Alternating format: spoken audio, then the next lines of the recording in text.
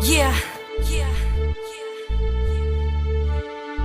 West Pamilya 102 Production.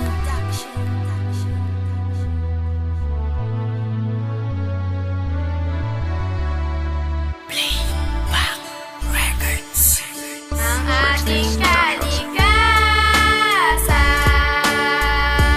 ay ating pangalagaan.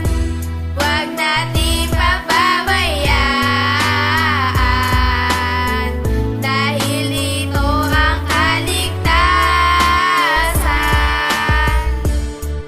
Ang ating kalikasan ay ating pangalagaan. Huwag nating pababayaan, dahil dito ang kaligtasan.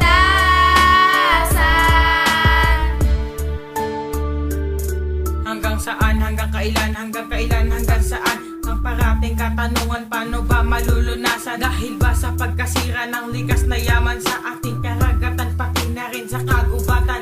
Putol dito, putol doon, tapon dito, tapon doon, ganyan pa rin ang nangyayari mula noon hanggang ngayon. Dapat ba natin tularan ang ating kababayan sa pagsira sa kapaligiran na hindi na maiwasan? Ganyan ang kalikasan na ngayon gumaganti, pagbalik ng basura, ganyan ang nangyayari. Ang ating kalikasan ay dapat natin tulungan, dahil sa kalikasan nabubuhay ating bayan. Magtanim sa kagubatan, ilog, pasig ay linisan para makamit natin magandang kinabukasan. Sensya ang pag-asa ng ating likas na yaman sa ating karagatan, pati na rin sa kagubatan. Kalikasan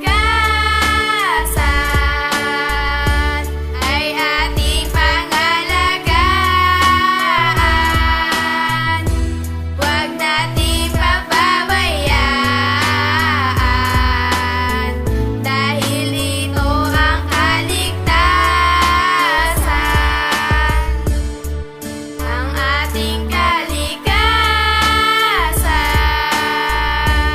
ay ating pangalagaan.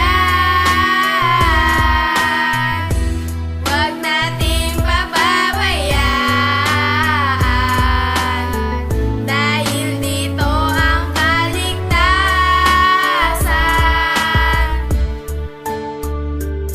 Sunod-sunod ang nangyayari dito sa ating bansa. Hindi ko na nga malaman kung ito ba'y sinasadya, dahil tayo ang dahilan kung ba't nangyayari ito. Kaya sana wag na magtapon at tinisin natin to. Huwag tayo magputol ng puno para iwas sa baha. Huwag na rin tayo magtatapon ng mga baso-basura. Kaya sana ingatan natin at ating pangalagaan, at wag na wag hayaang wasakin at papayaan. Mga puno kagubatan ay ating palaguin, upang ang sariwang hangin ay makakamtan din. Kaya sana matuto tayo mga laga na kalikasan, dahil dito matatamasa ang tunay na kaligtasan. Kaligtasang hinahanap ay sa ating matatagpuan, dahil tayo nagsisira ng mga likas na yaman. Sa mga taong nagtatapon sa mga karagatan, huwag na tayo magtatapon upang Ang luminis ang ating ating bayan. kalikasan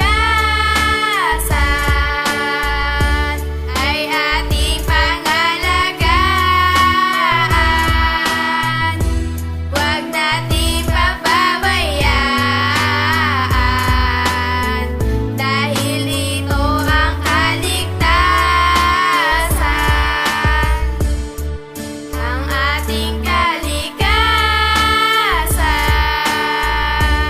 ay ating pangalagaan. Huwag nating pababayaan, dahil dito ang kaligtasan.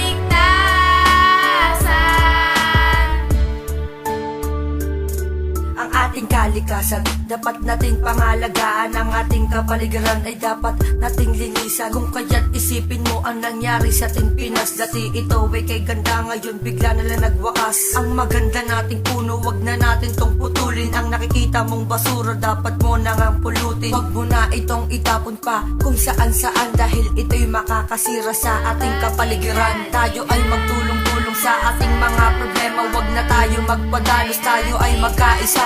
Ang mga puno sa kagubatan ay atin ang palaguin, upang ang sariwang hangin ay makakanta mo din. Siya ang pag-asa ng ating likas na yaman, sa ating karagatan pati na rin sa kagubatan. Mahalin ang kalikasan para sa ating kaligtasan. Wag na natin pangpayagan ang naninira sa ating bayan.